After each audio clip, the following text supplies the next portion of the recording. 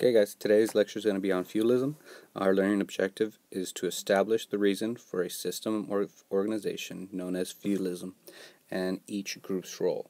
So today's lecture is really going to focus on each one of these, the king, the nobles. We're not really going to focus too much on the church role. That'll be for another lecture. The knights, and lastly the peasants or serfs. Okay, briefly, let's ask ourselves a quick question. Why feudalism? Was there a specific need for this organization? Were people just bored and said, "Hey, let's organize, ourselves a little bit differently"? What brought about this change? So go ahead and pause the video for a second. Write down a couple notes about why you think feudalism came about before you continue. Okay, now that you've written down a couple ideas, let me tell you. Feudalism filled in a what's known as a power vacuum. Okay, so there was a lack of power because for nearly 500 years you had the Roman Empire and the Eastern Roman Empire that controlled the majority of Europe, and they kept everything nice and organized. They built roads. They had courts and judges and laws and order.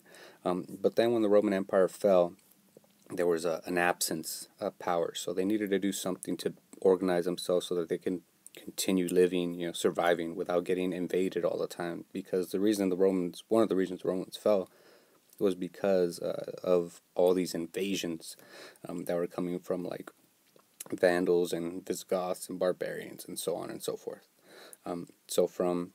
You have this big Roman Empire, then you have all these little small kingdoms that begin to establish throughout Europe, okay? So that's why. To expand a little bit about the protection of a kingdom, feudalism set up the necessary organization for kingdoms to protect themselves from invading tribes. Tribes known as Vandals, Vikings, and Germanic tribes, they would invade a kingdom.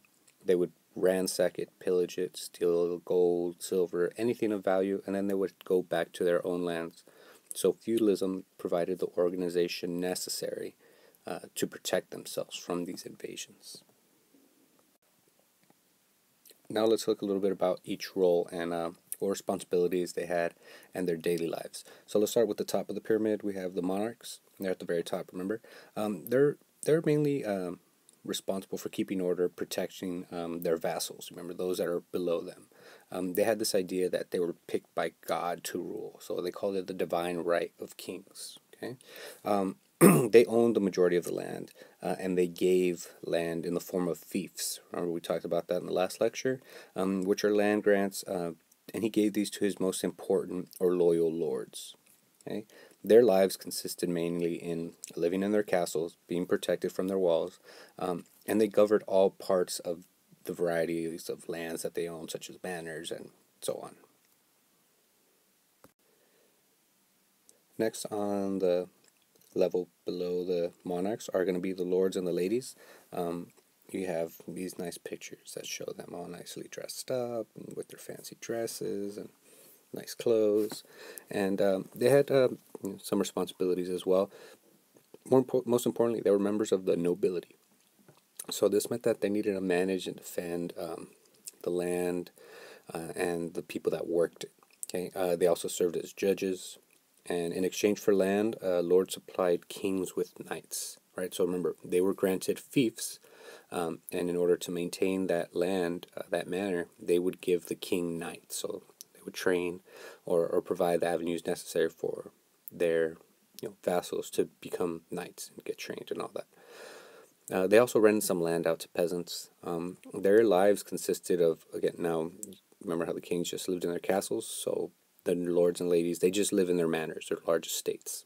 The manors include a castle, maybe a village, and surrounding farmlands, and again, they just manage it. They don't actually do much work. They really don't work at all. Just organize and manage and send the king knights.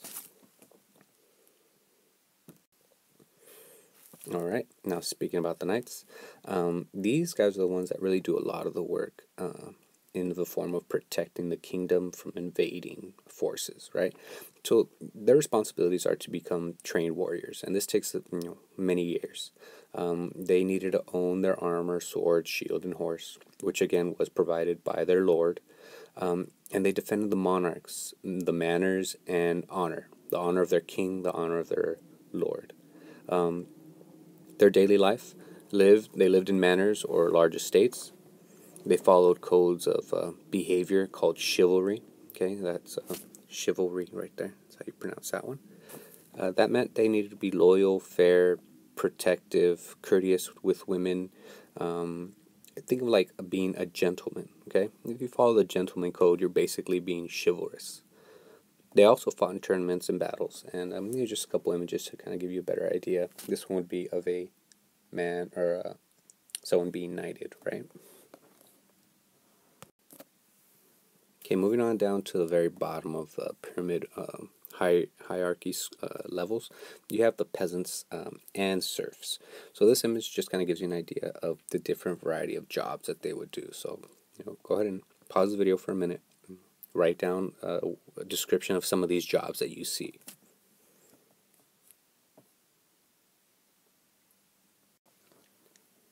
Now, some of the responsibilities. If you were a peasant, that meant you were free to rent the land from a lord. You would work it and you would pay rent. A lot of times you would pay rent in the form of food that you would harvest or grain or what have you. And you were free. So you could like leave that land and maybe go to a different lord if you felt that you were being treated poorly. Now, that's different from being a serf. A serf was not a free peasant. They could not leave the estate. They needed to stay there, work the land, live there, and pay rent. So it's a form of slavery, but not in the sense that they were bought and sold. A serf usually had a debt that they owed the lord or the king, and so that's how you became a serf. You were not born a serf. They also supported the entire feudal system structured by working the land. If you have nobody working the land, you're not going to have any food. You're not going to have the ability to survive and stay in that place. And they all had to pay taxes, like I mentioned, somewhere in the form of grain, food. Other times it was in the form of money. Their daily life consisted of raising crops, tending to livestock. Then they also had your handyman jobs such as carpenters, shoemakers, blacksmiths, right? In conclusion, each role in the feudal system was important to maintain order, safety, and resources necessary to survive in the absence of a larger power structure. The power structure we had before in Europe was the Roman Empire. Once the Roman Empire falls, you have these regions of Europe that need protection from invading tribes. So a king becomes a king, saying he's picked by God to be the king, and everybody else needs to listen to him. Organizes himself in a feudal system, and that's how that basically got started.